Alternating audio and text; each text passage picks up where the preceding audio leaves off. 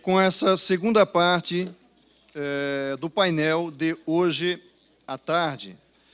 Tivemos as considerações dos nossos professores convidados, que explanaram acerca dos sistemas alemão, português, e com incursões também por parte do professor Cérvulo no sistema brasileiro, europeu continental e também inglês. Agora teremos as considerações do ministro Gilmar Mendes e também do professor Ingo Sarlet. Só uma observação, eu conversava há pouco com o professor Schmidt-Assmann, e ele observava, foi um pequeno equívoco que cometemos, estava anotado que ele é professor catedrático de Direito Público em Göttingen. Na verdade, o professor esclareceu que é de Heidelberg. Nossas escusas pelo equívoco, professor. Então, vamos agora à manifestação do ministro Gilmar Mendes. Exatamente. Nós teremos primeiro a manifestação do professor doutor Ingo Wolfgang Sarlet, conhecido de todos. De qualquer maneira, leio rapidamente o currículo resumido. É doutor em Direito pela Ludwig Maximilians Universität München, coordenador do Programa de Pós-Graduação em Direito, Mestrado e Doutorado da Pontifícia Universidade Católica do Rio Grande do Sul, professor titular da Faculdade de Direito e dos Programas de Mestrado e Doutorado em Direito e Ciências Criminais da Pontifícia Universidade Católica do Rio Grande do Sul, coordenador do Grupo de Estudos e Pesquisas em Direitos Fundamentais no CNPq, um palestrante habitual e com muita honra para nós aqui da Escola da Magistratura. Professor Ingo, a palavra é sua. Bom, boa tarde a todos. Gostaria de saudar inicialmente o desembargador Ricardo Vale pela gentileza da presidência aqui desse painel, pela parceria aqui da Escola da Magistratura. Também agradecer a Imagens em nome do desembargador Thompson Flores, com quem nós tínhamos iniciado as conversações dessa parceria, e toda a equipe da Imagens, que sempre foi incansável na organização desses eventos. Saudar os demais componentes da mesa, professor Eberhard Schmidt-Assmann, professor Cérvulo Correia, ministro Gilmar Mendes. Agradecer também ao Tribunal de Justiça do Paraná, que também prestou um apoio importante para que esse evento pudesse realizar nesse formato. Me permite também nominar um colega aqui, professor aqui do Paraná, professor Felipe França, que também foi incansável no apoio por meio de um projeto que se chama Atividades Complementares, que ele coordena aqui em Curitiba, de auxiliar, especialmente também na vinda dos professores para esse evento, e depois um evento que teremos em sequência também no Tribunal de Justiça. É sempre muito importante vermos como os nossos quadros, como a nossa magistratura, seja estadual, mas aqui a federal, busca se qualificar, e nessa qualificação não deixa de inserir também algum olhar de direito comparado, porque seria muito mais tranquilo. Olha, pegamos os palestrantes nacionais, vamos falar dos nossos problemas, do nosso dia a dia, da nossa jurisdição, e evidentemente que um olhar do direito comparado pode não ser num primeiro momento, numa primeira leitura, numa primeira aproximação, tão imediatamente útil para a solução dos nossos processos do dia a dia, mas eu tenho certeza que isso é evidentemente compartilhado aqui pela escola, de que esses aportes do direito comparado, de outras leituras, são extremamente úteis até para nos ajudarmos a repensar o nosso próprio modelo, até porque temos muitas possibilidades em alguns aspectos, e algumas questões, evidentemente, me permite dizer, especialmente no processo, ou vamos falar corretamente, procedimento administrativo brasileiro, deveriam ser, evidentemente, aperfeiçoadas. Eu não vou proferir uma palestra, eu tinha combinado que, em função do tamanho do painel, né, da envergadura do painel, ficaria complicado, temos mais uma exposição longa, temos aí o ministro a falar, um compromisso na sequência. Então, vamos me limitar a fazer algumas observações e, em meio a essas observações, lançar alguma pergunta para os nossos demais palestrantes, para complementarem alguma coisa em relação às suas falas. É evidente que, quando se fala em controle da administração pública e controle dos atos administrativos, nós estamos falando, essencialmente no Brasil, nos últimos tempos, também no intenso controle das chamadas políticas públicas. sejam veiculadas por lei, sejam veiculadas por atos normativos, atos concretos da administração pública ou de omissões por parte do legislador da administração pública. Esse tema nos é recorrente, temos toneladas de livros e artigos escritos sobre essa temática, discussões intermináveis, posições já bastante consolidadas, embora em parte divergentes ou convergentes, pelos diversos autores e diversos atores do cenário também jurídico, jurisdicional, nas nossas diversas instâncias e esferas. Mas nós estamos, no meu sentir, numa espécie assim, de embotamento, de um ponto de impasse, digamos assim, cristalizado nessa discussão.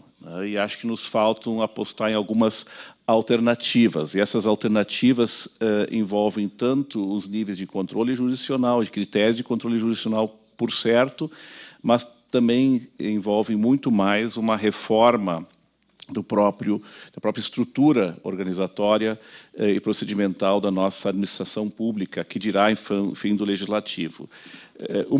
Uma dessas preocupações é de que a causa dos direitos fundamentais, em particular os direitos sociais, no plano do controle das políticas públicas, tem sido uma causa que muitas vezes é levada às custas de aspectos relevantes do Estado de Direito. Nós, até mesmo em nível de justiça eleitoral, o ministro Gilmar muito bem sabe disso, ele próprio tem se batido em função disso em algumas decisões importantes, nós temos percebido, às vezes, o discurso de que o objetivo de moralizarmos as eleições, o processo político, ou de fazermos valer os direitos sociais ou alguns outros direitos fundamentais das minorias, acaba sendo feito com pouca consideração pelos meios. Ou seja, uma lógica de que os fins, por mais honrosos, por mais, digamos assim, bondosos que sejam do ponto de vista constitucional dos direitos fundamentais, acabam justificando o recurso a qualquer meio, ou pelo menos a desconsideração de meios que são essenciais ao Estado democrático de direito. Uma dessas observações se faz no nível justamente do procedimento administrativo. O professor Sérvulo Correia muito bem observou que só é possível, se eu compreendi bem, professor Sérvulo, que só é possível fazer um controle judicial adequado e não excessivamente interventivo, né, portanto, necessariamente deferente dos atos administrativos, do procedimento administrativo, se o procedimento administrativo for um procedimento administrativo adequado, né, fundamentado, embasado em decisões tecnicamente sustentáveis, explicitadas, transparentes, informadas, acessíveis ao cidadão e aos juízes, e, portanto, a que o juiz realmente possa fazer um controle o mais minimalista possível, mas baseado realmente em critérios que lhes são colocados pela própria administração. Ora, nós não temos isso no procedimento administrativo brasileiro em regra. Podemos afirmar seguramente que a exceção é de que os atos administrativos, pelo menos nessa esfera, sejam atos devidamente justificados, tecnicamente embasados, né, onde se possa ver do ato administrativo a ponderação que foi feita e os critérios de ponderação levados a ser feitos pelo próprio agente ator administrativo, e, evidentemente, a ausência disso, ou pelo menos a fragilidade disso, tem levado, naturalmente, a um controle judicial mais forte, mais intenso e até mais interventivo do que talvez devesse ser num sistema equilibrado de um Estado democrático de direito.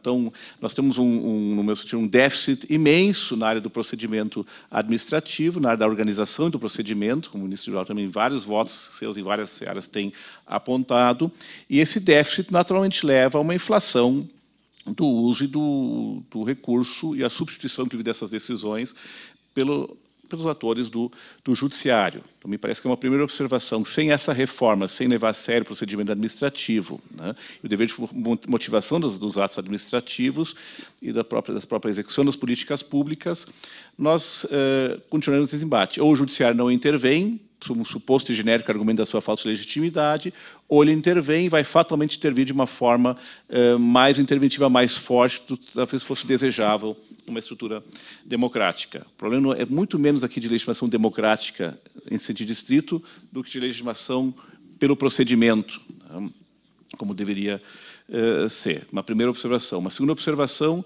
é com relação aos critérios de ponderação utilizados pelo Poder Judiciário, no Brasil não especializado, em matéria de controle dos atos administrativos, ações ou omissões. E o caso da saúde é o nosso caso recorrente, onde nós nos digladiamos, né, entre as diversas posições.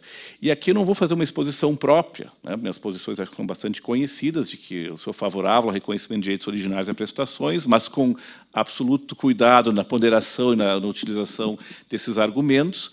Mas eu gostaria de fazer uma pergunta direta. O professor Sérvulo já se pronunciou, usando o exemplo da saúde, dos critérios que o judiciário pode acessar para fazer esse controle dos atos administrativos nessa seara, mas na Alemanha nós temos uma decisão interessante do Tribunal Federal Constitucional Alemão, de 2005, que curiosamente foi chamada de decisão Nikolaus, ou decisão Santa Claus, ou em última instância, decisão Papai Noel, né, onde o Tribunal Federal Constitucional da Alemanha, em dezembro de 2005, por isso Papai Noel, foi em 6 ou 7 de dezembro, que é o dia de São Nicolau, né, de Santa Claus, acabou reconhecendo um direito originário subjetivo à prestação em matéria de saúde, de um tratamento não convencional e bastante dispendioso na esfera do sistema de saúde, cujo reembolso foi negado à parte pela justiça social, que é o braço da justiça administrativa, como ele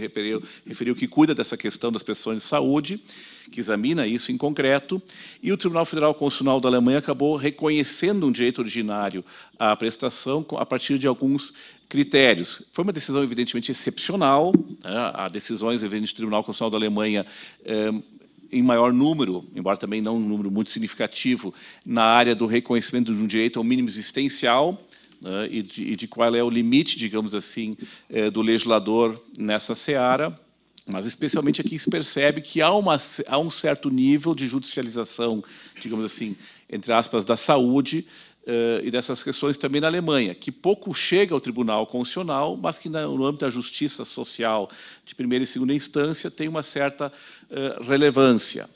E com base neste exemplo em particular, que o professor Schmidt-Assmann já tinha discutido comigo no momento anterior, eu gostaria, então, que o professor Schmidt-Assmann pudesse nos acrescentar mais alguns instantes à sua fala em relação a qual é o limite do papel do Poder Judiciário na sua ótica em relação a direitos a prestações sociais que transcendem os limites estritos da legalidade.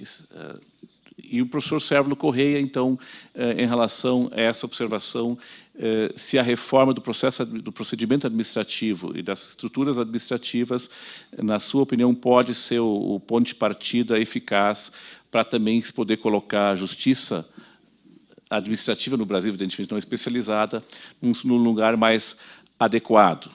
O ministro Gilmar, evidentemente, vai falar de cátedra, né, da experiência do Supremo Tribunal Federal nessa esfera, e a minha impressão realmente é essa. Nós estamos vivenciando momentos em que o Estado de Direito está sendo colocado gratuitamente de lado. E terminaria com uma pergunta para os dois palestrantes e para o ministro Gilmar também, sobre o avanço do poder normativo, não legislativo, portanto, o avanço do poder normativo da administração pública e no meu sentir, erosão da reserva legal no Brasil. Porque, evidentemente, se pode perceber com preocupação, no meu sentir, particularmente eu tenho essa preocupação, de que nós estamos cada vez mais legitimando restrições a direitos fundamentais em vários níveis e outras situações tão preocupantes quanto, mediante poder normativo da administração pública, sem base legal, resoluções do TSE, eventualmente, incluindo atuando na esfera da restrição de direitos, resoluções de CONAMA, nós temos um cipoal normativo infralegal que chega a se colocar não só acima da lei, mas acima da própria Constituição em alguns momentos, com, no meu sentir, isso já me perdoe, nem sempre uma forte reação do Poder Judiciário em relação a isso. É claro que tem visões bastante distintas também no próprio tribunal sobre esse fenômeno, né? Mas, de qualquer sorte, isso me parece preocupante, né? O Estado de Direito tem sido um lugar tímido, né? Pelo menos em alguns momentos da nossa arquitetura constitucional e da nossa prática administrativa e jurisdicional. Então, basicamente, são observações muito genéricas. Vim aqui muito mais para provocar e chamar a atenção desses detalhes, pedir um feedback dos nossos convidados, que propriamente trazer aqui uma exposição autônoma, né? E com isso já me me dou por satisfeito, né? E espero ter pelo menos lançado algumas questões interessantes. Muito obrigado pela possibilidade de participar aqui.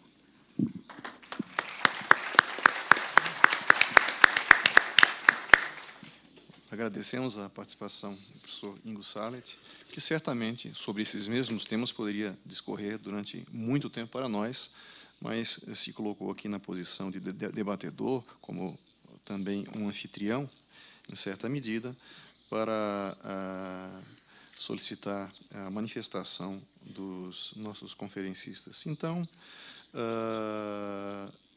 foram feitos 3 questionamentos. Eu passo a palavra primeiro ao professor Schmidt-Jassmann para suas considerações acerca do questionamento feito pelo professor Sallet. Erteilen.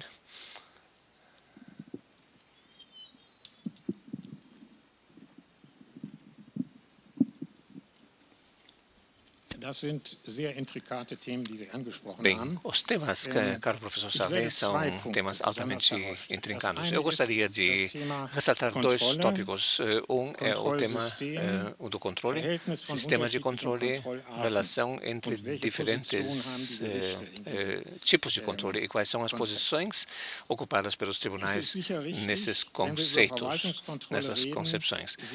Se falarmos sobre controle da administração pública, os tribunais com certeza somente assinalam uma posição, embora esta seja muito importante. Se falamos sobre controle da administração pública, sempre devemos ter em mente vários níveis de controle.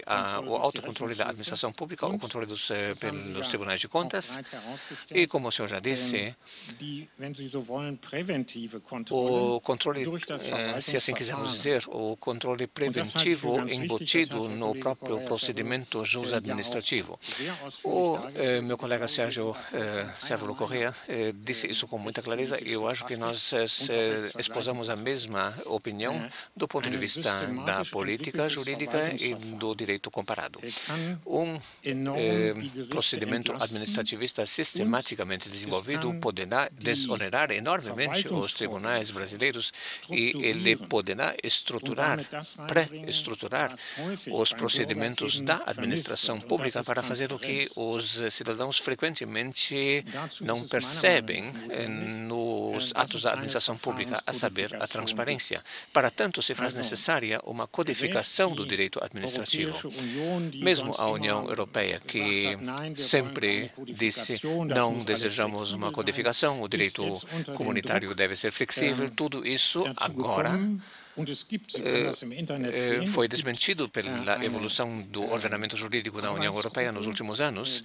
E as senhoras e os senhores podem ver, existe um grupo de trabalho do qual o professor Corrêa e eu fazemos parte, embora nós não tenhamos participado desta empreitada do grupo de trabalho, que realizou uma primeira codificação, uma minuta de codificação do direito administrativo para a União Europeia. Isso mostra que a codificação deveria existir, porque existindo, o funcionário da administração pública sabe quais são as normas vigentes e o cidadão sabe o que ele pode esperar. Uma observação importante ainda. Podemos fazer isso tipificando uma regulamentação genérica, procedimental genérica, e nessa tipificação procedimental genérica nós colocamos as normatizações sobre o direito regulamentador da saúde. E com isso eu me dou o mote para falar sobre a sentença São Nicolau do Tribunal Constitucional Federal. O senhor Sallet gostaria de saber um pouco mais sobre isso. Bem, o Tribunal Constitucional Federal tomou uma decisão em dezembro de 2005 que suscitou muitas controvérsias. Tomadas isoladamente, essas controvérsias não permitiriam compreender bem de que se trata. A situação complexa foi, por assim dizer, simplificada por 2 tópicos e aqui é interessante como o Tribunal Constitucional, mediante recursos ao direito de Estado, a recursos jurídicos relativamente simples, consegue dar conta do conflito. Um tópico diz respeito ao procedimento. Esses procedimentos distributivistas difíceis, complexos, devem ser feitos mediante recurso a peritos. Devemos ter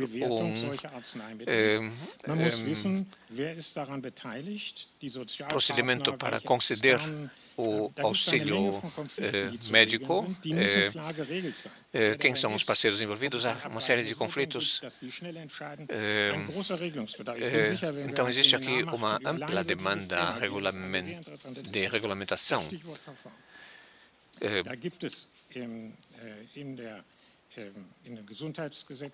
Nas leis regulamentadoras da saúde pública existem institutos regulatórios processuais que deveriam ser mais estruturados. Segundo tópico, isto não seria suficiente sem uma reforma da legislação. O legislador deve tomar uma decisão difícil com relação a como resolver esses problemas. Será que casos individuais complexos devem ser excepcionados ou será que devemos criar regras para uma política em saúde pública que abrange setores mais amplos da população? O juiz não pode normatizar aqui. Isso quem deve fazer é o legislador. E o legislador fez isso. Depois disso, a parte 5ª do Código de Direito Social da Alemanha foi modificada, foi emendada. Assim, de repente, nós afirmamos também tais remédios devem ser concedidos quando há indicações sérias atinentes a uma cura ou uma suavização do sofrimento não integralmente oferecido. O legislador diz que um enfoque puramente experimental não deve ser levado em conta. Então, o legislador foi generoso, mas ele também traçou limites. E esses limites o legislador deverá continuar traçando na saúde pública. Até aqui, com relação à intervenção do professor Sarlet. Agora, passo a palavra ao professor Sévero Corrêa para suas considerações acerca do questionamento do professor Sarlet. Muito obrigado, Sr. Presidente. Eu diria que, em primeiro lugar, como o professor Sarlet sublinhou, os instrumentos provavelmente mais eficazes e, nessa medida, mais devidos de cumprimento pelo Estado do dever de proteção de direitos fundamentais são, efetivamente, medidas de caráter organizatório e medidas de caráter procedimental.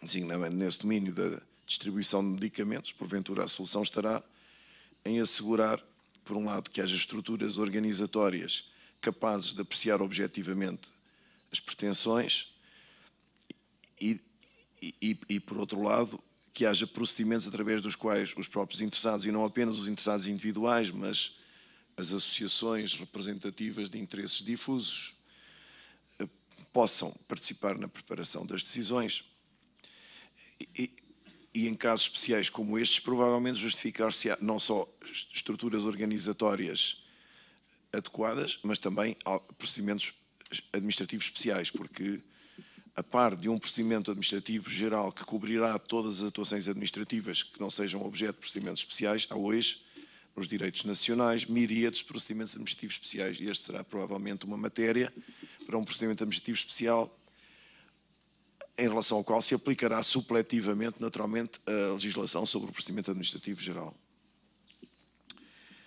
Quanto ao avanço do poder normativo da administração pública, não sei se estarei 100% de acordo com o professor Sarlet. Vamos por partes. Claro que a restrição de direitos fundamentais não pode ser feita validamente através de regulamento administrativo.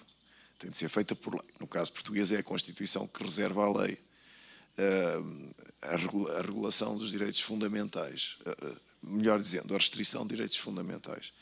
Sendo certo, mas isso é uma particularidade histórica do direito português que se mantém desde, pelo menos, penso eu, dos finais da monarquia constitucional do século XIX, no final do século XIX, nós aí somos uma exceção à regra, que possivelmente ofenderá outras sensibilidades jurídicas, designadamente a brasileira, mas não apenas, que é a seguinte: tradicionalmente, as Constituições portuguesas têm reconhecido ao Governo poderes legislativos. O Governo também tem poderes legislativos no sistema constitucional português, não é só o Parlamento, que no nosso caso se chama Assembleia da República. O que há, sim, é uma reserva de competência legislativa do Parlamento. E essa reserva divide-se em dois ramos. Há matérias de reserva absoluta, e nesses casos o Governo não poderá nunca legislar. Há matérias de reserva relativa de competência legislativa do Parlamento, e aí o Governo poderá legislar no quadro de leis de autorização legislativa aprovadas pelo Parlamento, sendo que essas leis, a jurisprudência constitucional sobre isso, têm que ser suficientemente especificadas quanto às finalidades e à natureza dos poderes a estabelecer.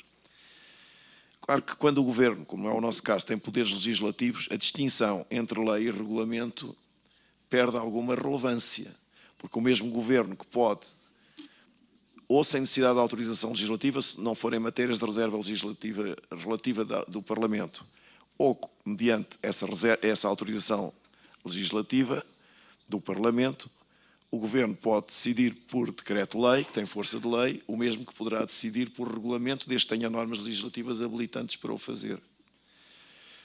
O que não pode é ele, Governo ou qualquer outro órgão da administração pública, usar a forma regulamentar para restringir direitos fundamentais. Essa restrição terá de ser feita na lei.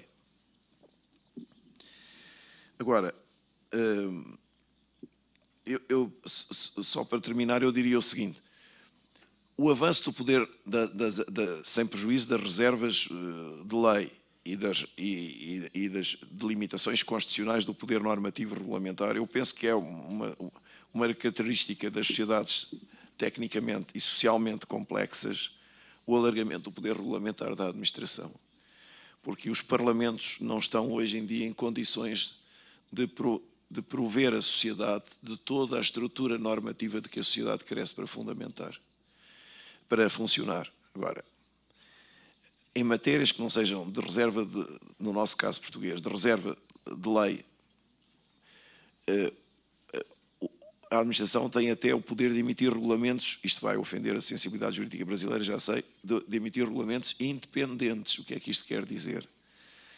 Quer dizer que, colocando-se naturalmente fora das reservas de competência do Parlamento, o Governo pode emitir regulamentos que contenham, o Governo ou outros órgãos da administração, porque nós temos não temos Estados federados, mas temos duas regiões autónomas, Açores e Madeira, que também têm órgãos legislativos, parlamentos regionais, que, curiosamente, têm simultaneamente uma competência legislativa e uma competência regulamentar. Portanto, quando falo do Governo, não é só o Governo.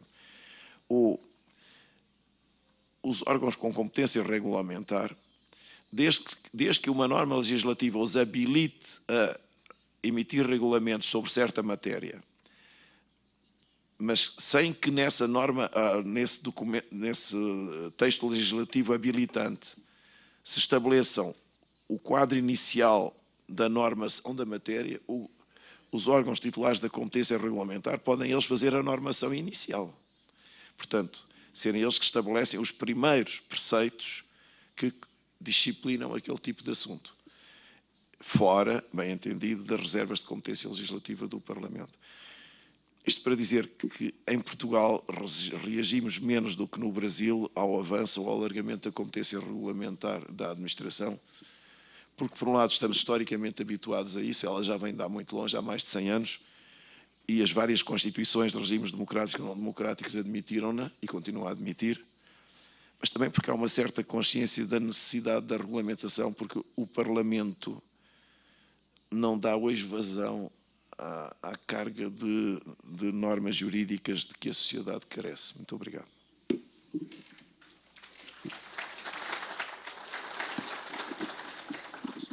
Nós teremos agora a palestra do ministro Gilmar Mendes, que vai se pronunciar sobre o tema e também já sobre os questionamentos feitos pelo professor Sarlet.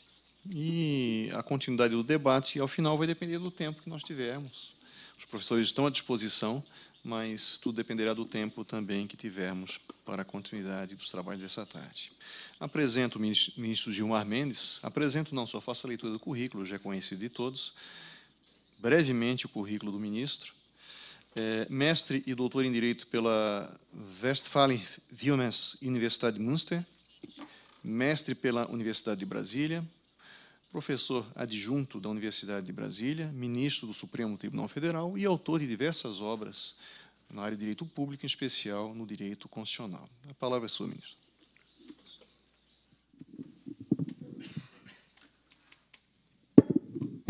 Boa tarde a todos. Cumprimento inicialmente os colegas da mesa, a partir do presidente, do embargador Ricardo Pereira. Cumprimento o professor Eberhard Asman, professor Sérvulo Correia, professor Ingo Sarlet. Cumprimento a todos os senhores aqui presentes. Eu também vou fazer algumas breves considerações, tendo em vista já o que ouvi nessa tarde do professor Sérvulo, do professor Asman e do professor Ingo, tendo como leitmotiv, como pano de fundo, a jurisprudência do Supremo Tribunal Federal. Nós todos sabemos, o professor Sérvulo já teve a oportunidade de expor, que há algum tempo discutimos no Brasil a importância, seja do processo administrativo, seja do procedimento administrativo. Eu tive até a oportunidade, enquanto assessor no Ministério da Justiça, de coordenar, ajudar a coordenar o projeto, o anteprojeto, que depois resultou no projeto de lei, a Lei 9784, que é essa nossa lei federal do procedimento administrativo, e que contou na comissão, inclusive com a presença de professores que sofreram influência do direito alemão, como o professor Almiro do Couto e Silva, de Porto Alegre, que trouxeram importantes contribuições para este trabalho. No Supremo Tribunal Federal, de algum tempo, nós temos algumas disputas que se materializaram, seja considerando o chamado processo administrativo, seja o chamado procedimento administrativo, num âmbito muito próprio, que era a ideia de se aplicar no procedimento administrativo, vamos chamar assim de forma geral, a concepção do contraditório e da ampla defesa. No Brasil, nós tínhamos, inclusive, um entendimento jurisprudencial consolidado numa súmula que dizia que a administração dispunha do poder de autotutela, tanto no que dissesse respeito à revisão dos atos administrativos, como no que dissesse respeito à eventual anulação dos atos administrativos. E isso era, muitas vezes, realizado, sem que sequer houvesse a notificação do interessado. Então, muitos pleitos foram colocados até o Supremo Tribunal Federal, muitas vezes em recurso extraordinário, invocando a cláusula constitucional quanto ao direito ao contraditório e à ampla defesa, às vezes também invocando aqui o chamado devido processo legal. Inicialmente, o tribunal dizia que era claro que a ideia do contraditório e da ampla defesa se aplicava integralmente ao processo administrativo disciplinar.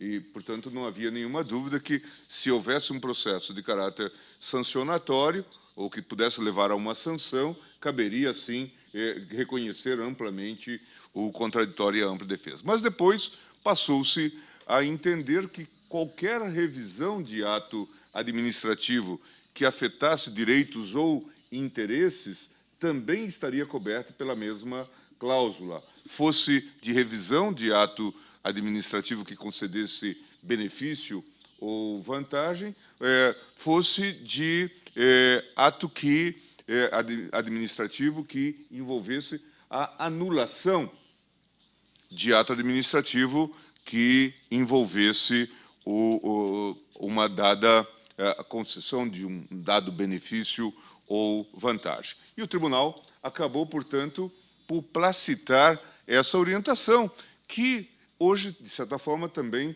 está contemplada, acho que de maneira mais ou menos clara, na Lei 9784. Portanto, admitiu-se que a revisão ou a anulação de atos administrativos devem observar também o contraditório e a ampla defesa. Nós tivemos várias controvérsias que foram encetadas no âmbito do Tribunal de Contas da União, que nós visitamos em Brasília ainda nesta semana, em que o tribunal procedia à revisão de benefícios já concedidos a servidores, especialmente em matéria de direito à aposentadoria, vantagens ligadas ao processo de aposentadoria ou pensão. E depois verificava que o benefício fora concedido,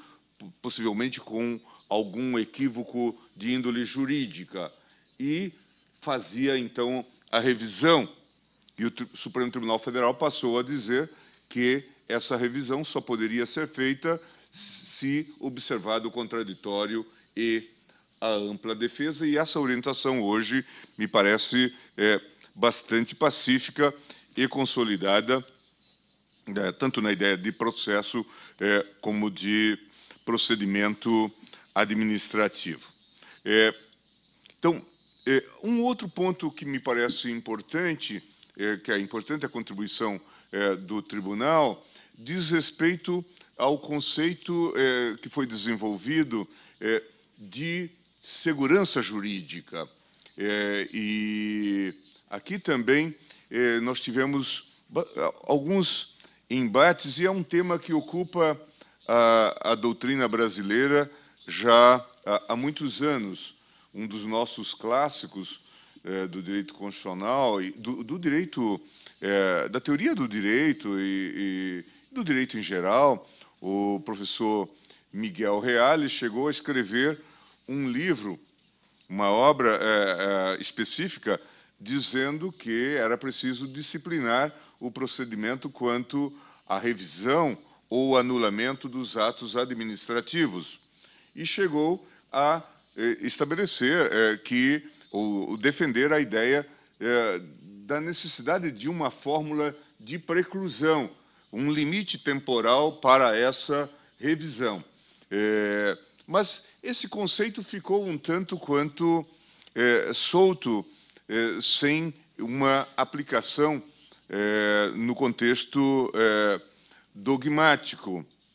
Até que veio ao tribunal um caso bastante interessante e singelo, mas interessante, já sob a Constituição de 1988. Tratava-se do critério de admissão de servidores das empresas públicas, das empresas estatais.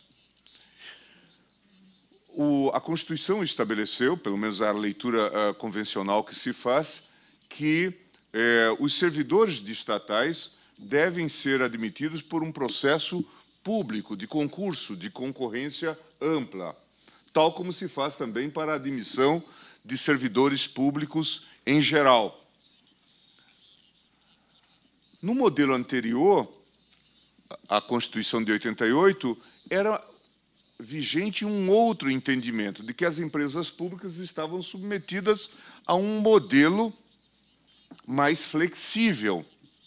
E algumas delas tinham até um estatuto próprio de seleção. Algumas chegavam a fazer concursos públicos convencionais, mas outras não. E aí aconteceu exatamente um modelo deste concurso, vamos chamar assim, restrito, não amplo, no âmbito da empresa de infraestrutura aeroportuária, chamada Infraero. Por isso nós chamamos até esse caso como o chamado caso Infraero.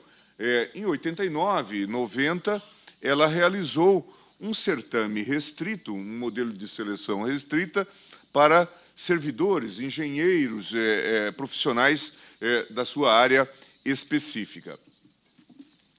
Naquele momento se discutia no Supremo e também nos outros âmbitos do Judiciário e também no Tribunal de Contas da União, o efetivo entendimento, qual era a compreensão adequada da norma constitucional que exigia concurso público para as empresas públicas. A Infraero, todavia, realizou este certame e admitiu um número razoável de servidores.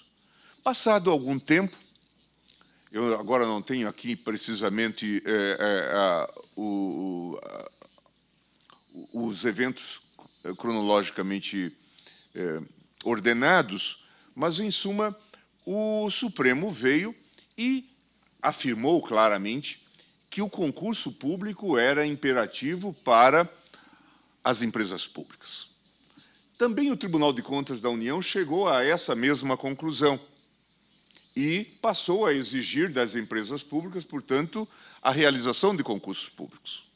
No caso da Infraero, porém, o Tribunal de Contas da União determinou que a Infraero passasse a adotar os concursos públicos.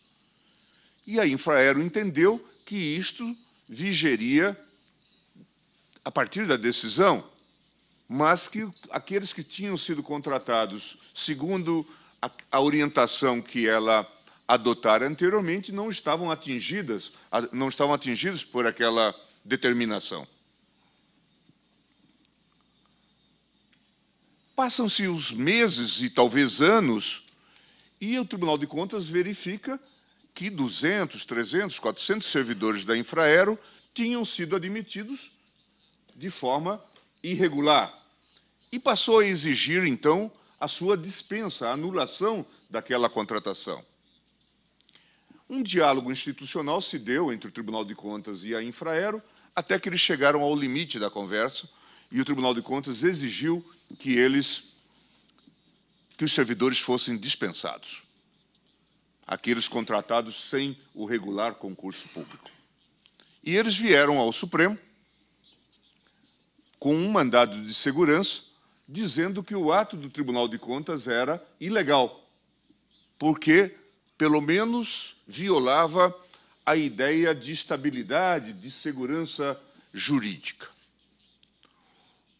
O meu antecessor no Supremo Tribunal Federal, o ministro Nery da Silveira, concedeu uma liminar em mandado de segurança para assegurar a permanência desses servidores no âmbito da empresa Infraero, da empresa de administração aeroportuária. E, passados mais alguns anos, eu vim a levar essa matéria ao plenário do Supremo. E a matéria, para minha surpresa, foi decidida por unanimidade, salvo engano, no sentido de que, a despeito da iliceidade inicial da admissão, os fatores aqui envolvidos, a boa-fé da empresa, a controvertida interpretação naquele momento, as liminares que foram concedidas, a própria interpretação controvertida, inicialmente no âmbito do Tribunal de Contas, tudo isso legitimava, em nome da segurança jurídica, a preservação dos vínculos estabelecidos. Portanto, concedemos a ordem à segurança, o mandado de segurança, para assegurar a permanência desses servidores no âmbito da empresa de infraestrutura. E passamos, então, a considerar que isto se dava em nome do princípio da segurança jurídica como um subprincípio do princípio do Estado de Direito. De alguma forma, essa ideia hoje está na Lei 9784, acho que, salvo engano, artigo 54, que estabelece que os atos da administração não podem mais ser revistos, a não ser que eivados de má-fé após 5 anos. Portanto, hoje se estabeleceu esse limite. Essa jurisprudência é mais ou menos pacífica hoje no âmbito do Supremo Tribunal Federal. Então, esses dois pontos me parecem bastante importantes no que concerne ao nosso debate sobre processo e também sobre procedimento administrativo. No que diz respeito a controle de legitimidade por parte do judiciário e que envolve a administração, nós temos uma situação agora ainda pendente de solução. Eu queria também chamar a atenção para esse aspecto que me parece bastante relevante. Nós tínhamos um entendimento, com base no nosso sistema de direito constitucional, de controle de constitucionalidade difuso, que a administração poderia deixar de aplicar uma lei por considerá-la inconstitucional. E, claro, isso resultava, normalmente, em obrigar o particular a ir à justiça buscando o reconhecimento da possível constitucionalidade da lei. E nós também estabelecemos, numa orientação jurisprudencial, a súmula 347, que o Tribunal de Contas, no exercício de suas atribuições, quando aprecia contas, contratos, aposentadorias, pensões, que ele pode apreciar, isso diz a súmula, a constitucionalidade de leis e atos do poder público. Isto é uma velha súmula do Supremo Tribunal Federal, há muito estabelecida, ainda muito antes do advento da Constituição de 1988.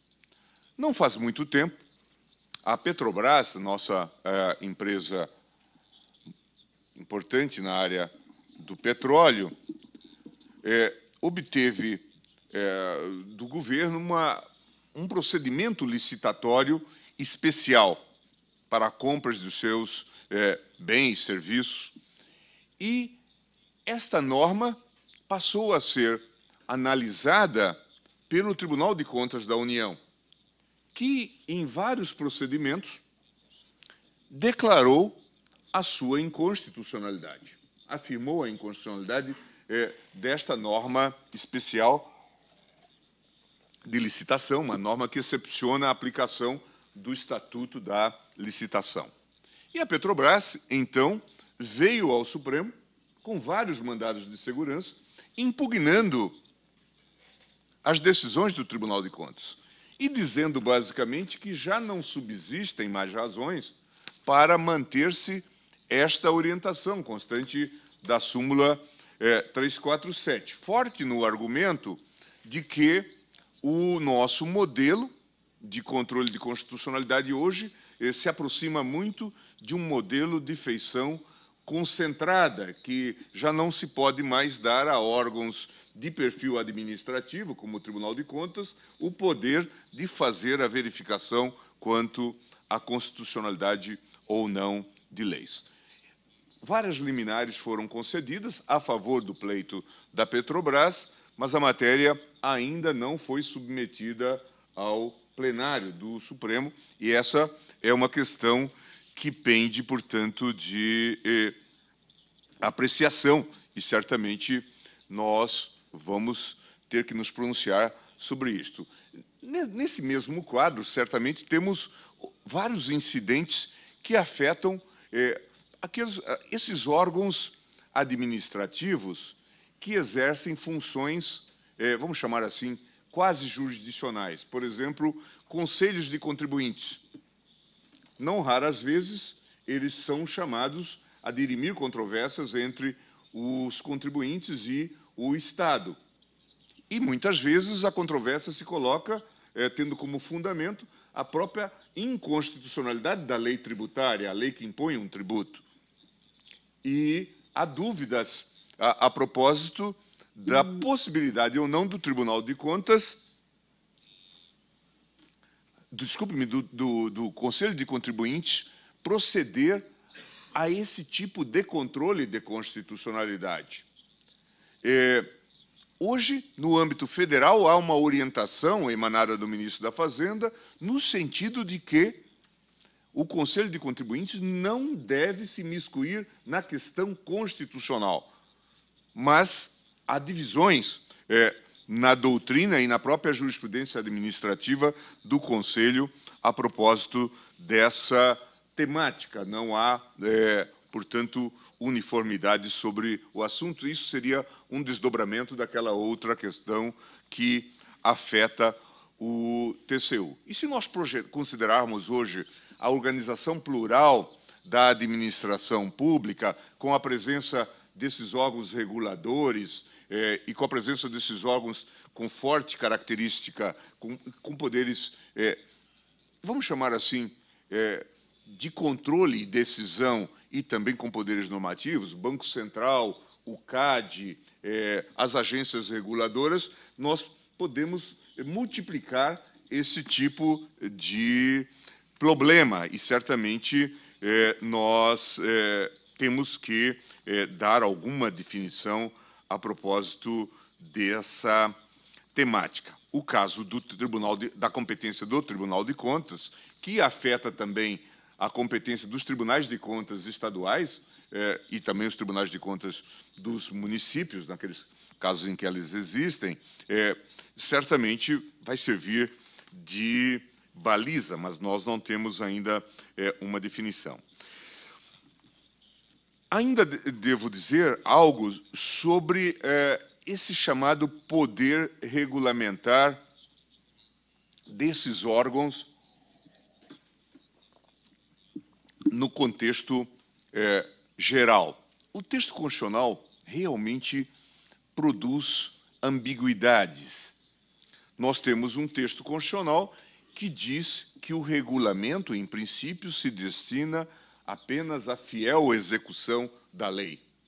Essa é a expressão tradicional.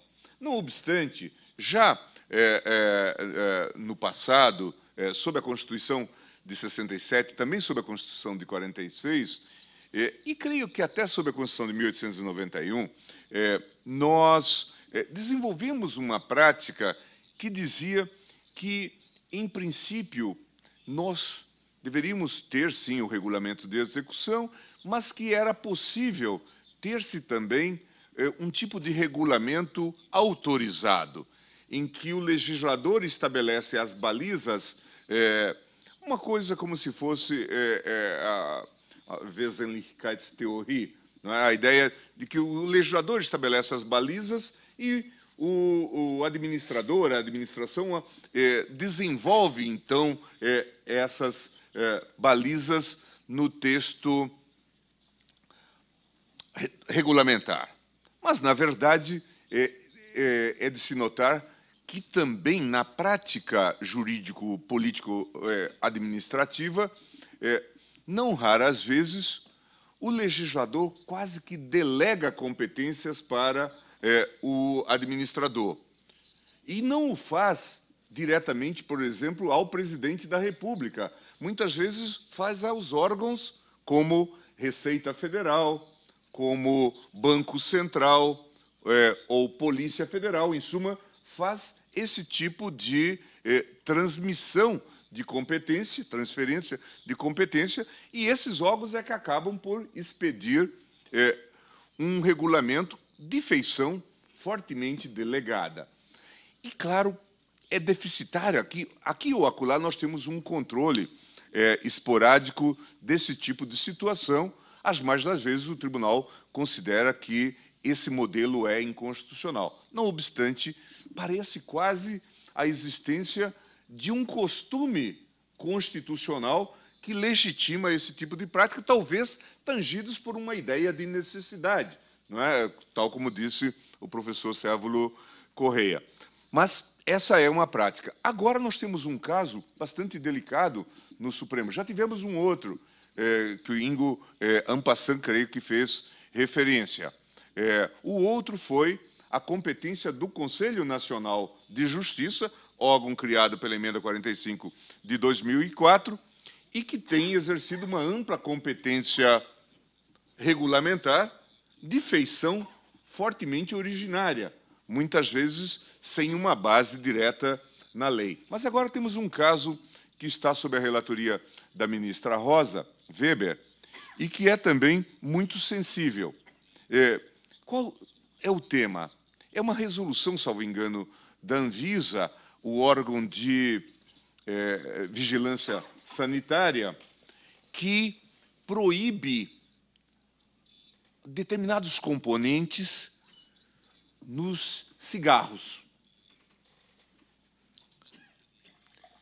E, claro, as companhias de cigarros estão dizendo que o que faz um cigarro ser diferente do outro é a adição de determinados componentes. E a Agência de Vigilância Sanitária está determinando que haja a exclusão desses elementos. Aqui se colocou uma situação embaraçosa também. Por quê?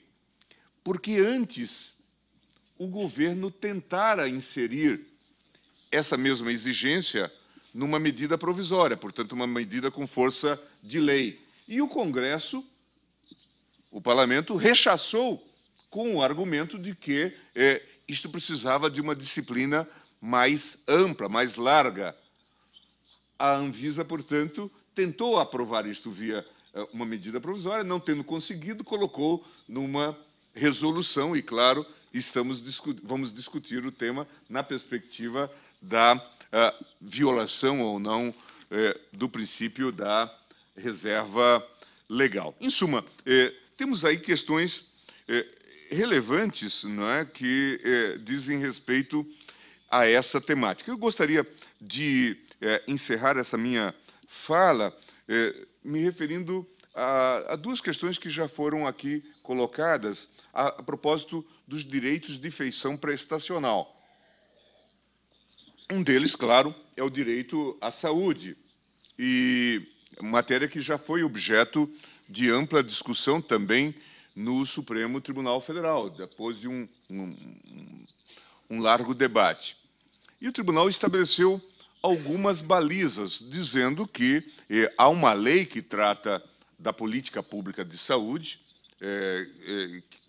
que está definido no texto constitucional como um direito subjetivo de feição constitucional, mas que é legítimo ao judiciário fazer a aferição quando houver violação na qualidade do serviço, na prestação desse serviço ou a prestação de um serviço deficitário. Foi esse o entendimento básico que se desenvolveu. Estabeleceram-se lá várias premissas, especialmente quanto à dispensação de medicamentos, que formam um núcleo básico das controvérsias. Nós tínhamos, na verdade, alguns embates que eram tradicionais. Primeiro, o medicamento já existia no universo geral, mas não havia sido ainda registrado na nossa agência de vigilância sanitária. Então, muitas pessoas pediam que o medicamento fosse liberado, e havia uma demora nesse processo. É uma discussão tradicional. O debate, todavia, mais intenso, diz respeito a medicamentos que já foram autorizados pela nossa agência, mas não constam da lista do Sistema Único de Saúde. O Sistema Único de Saúde não o adota, às vezes por negligência, descuido, às vezes pelo custo, considera que há um tratamento alternativo igualmente adequado, e aí a reivindicação muitas vezes vem no sentido de que seja dado um tratamento com aquele medicamento, que muitas vezes tem custos elevados e o Sistema Único de Saúde, por isso, não o adotou. O Supremo Tribunal Federal, neste caso, entendeu que, desde que houvesse laudos que recomendassem o uso daquele medicamento e que fosse comprovado que a sua utilização poderia provocar melhorias que os tratamentos anteriores não davam ensejo, que o uso daquele medicamento seria obrigatório.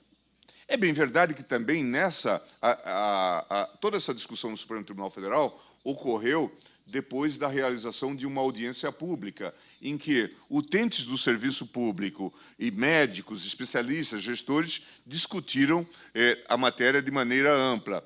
E o Supremo Tribunal Federal também orientou o Conselho Nacional de Justiça para que os juízes adotassem, e isso acabou sendo adotado como norma no âmbito do Conselho Nacional de Justiça, algumas orientações, por exemplo, que participassem de um chamado Fórum do Direito de Saúde, para entender a complexidade do sistema como um todo, que tivessem o auxílio de especialistas na decisão dessas questões, e porque uma das reclamações dos gestores é de que os juízes acabam premidos, às vezes, pela urgência, decidindo com base em teses unilaterais trazidas pelos requerentes. Portanto, aqui também adotaram-se, vamos chamar assim, normas de organização e procedimento que foram expedidas pelo Conselho Nacional de Justiça, não é? Com o objetivo de viabilizar, de alguma forma, o direito à saúde, sem que a decisão do juiz se louvasse ou se tivesse estruturado em argumentos unilaterais dos requerentes. Então, este me parece um caso interessante nesta perspectiva. Um outro caso relevante na decisão que foi objeto de decisão do Supremo diz respeito à assistência social. E este é um caso também muito curioso. Por quê? Porque a nossa Constituição assegura que os idosos e pessoas deficientes pobres têm direito à assistência social, mas na forma da lei. Inicialmente, havia várias medidas no Supremo Tribunal Federal para comatar a lacuna, era o chamado controle de constitucionalidade da omissão inconstitucional. Reclamava-se que o legislador não tinha atendido ao comando constitucional. Veio o legislador e estabeleceu que pobre, para os fins da norma constitucional, era quem tivesse uma renda per capita equivalente a 1/4 do salário mínimo. Essa foi a decisão tomada pelo legislador, sem outro critério. Se fosse deficiente ou pessoa acima de 70 anos, na família a renda não poderia ultrapassar 1/4 do salário mínimo. Começou-se, então, a discutir o critério, dizendo que o critério é insuficiente, ele é inconstitucional, há uma omissão parcial. E muitos juízes federais, passaram a decidir nesse sentido. E a matéria acabava no Supremo com uma reclamação, porque a decisão fora tomada num processo de controle abstrato, portanto, com efeito vinculante, bindus vincum. Mas o Supremo mantinha a sua jurisprudência. Passaram-se os anos e os juízes começaram a sofisticar a sua argumentação, dizendo que havia vários benefícios que eram concedidos, tendo como base também a pobreza das pessoas, só que agora o critério de pobreza não era mais 1/4 de salário mínimo, mas muitas vezes meio salário mínimo. Por exemplo, o benefício da Bolsa Família era concedido a pessoas que eram consideradas pobres, mas pobre não era quem tivesse renda per capita de 1/4 do salário mínimo, mas renda de até meio salário mínimo. Então, dizia, aqui o próprio governo está a sinalizar um processo de inconstitucionalização. E, passados muitos anos, recentemente, o Supremo veio e declarou que o critério original da lei tinha se consolidado como um critério inconstitucional, de que o governo deveria buscar adotar novos critérios para a concessão do benefício da assistência social, que fossem diferentes daquele adotado na lei originária. Portanto, também aqui nós temos algum tipo de jurisprudência importante em matéria de direito prestacional. Eu encerro fazendo menção a uma decisão recente do Supremo Tribunal Federal que tenta combinar o controle administrativo e a participação da administração. A Previdência Social reclama e levou um recurso extraordinário ao Supremo Tribunal Federal, dizendo que benefícios rotineiros, ordinários da Previdência Social são concedidos hoje antes de haver um pedido formulado diretamente à Justiça. As pessoas se dirigem... Desculpe-me. São concedidos antes de haver um pedido formulado diretamente à administração. As pessoas se dirigem diretamente à Justiça buscando a proteção judicial efetiva, sem terem ido à administração e sem terem obtido um indeferimento daquele pedido.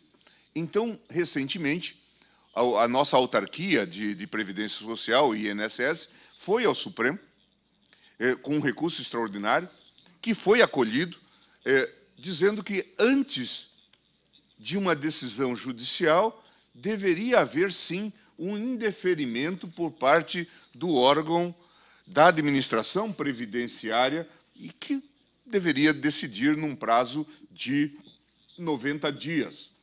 Estabeleceu-se esse prazo como um prazo razoável para a deliberação por parte do órgão administrativo, o que vai envolver, hoje, talvez um maior controle, e muito provavelmente espera-se uma diminuição das demandas nessa seara, especialmente nesses chamados benefícios de caráter permanente que são concedidos no âmbito da Previdência Social. E, a propósito disso, eu me lembro que, no seminário, na audiência que nós tivemos sobre saúde no âmbito do Supremo Tribunal Federal, o grande cirurgião cardíaco Jatene defendeu claramente também essa tese, dizendo que o Supremo precisa editar uma orientação jurisprudencial para dizer que antes de haver a judicialização dos pleitos de saúde, é preciso que haja o indeferimento por parte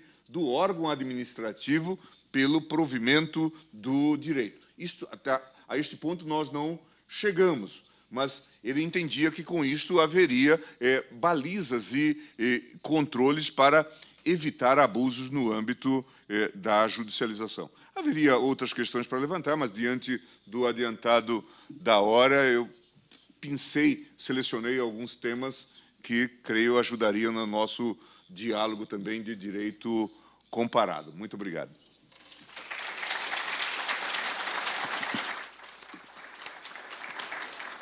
Obrigado ao ministro Gilmar Mendes. Professor Inga, não sei se temos tempo, acho que não. Então, vamos encaminhando para o encerramento.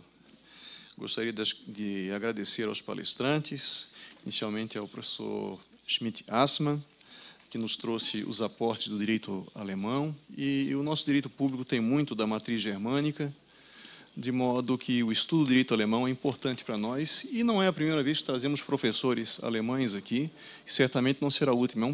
Foi um prazer tê-lo aqui, professor Schmidt-Assmann.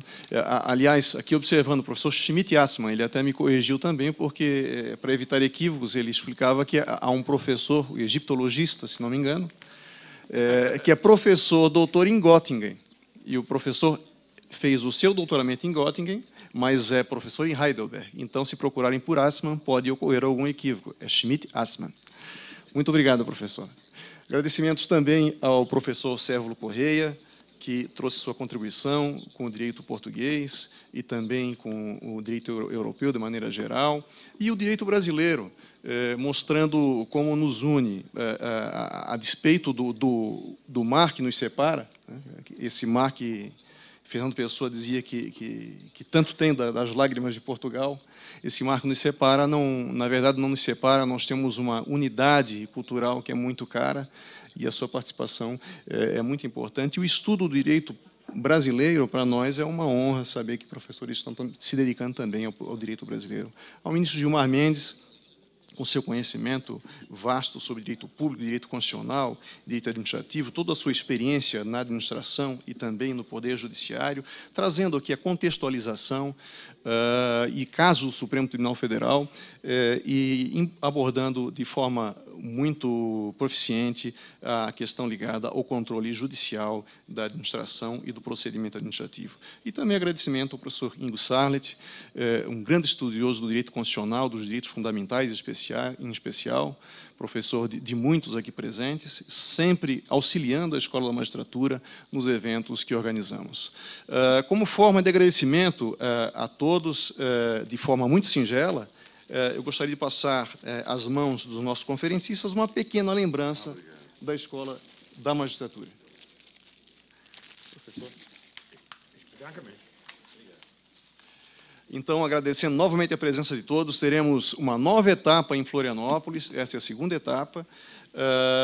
Contamos com a participação dos colegas magistrados, agradeço a presença de todos, a equipe de apoio da Escola da Magistratura e declaro encerrados os trabalhos desta etapa do módulo de Direito Administrativo de Curitiba.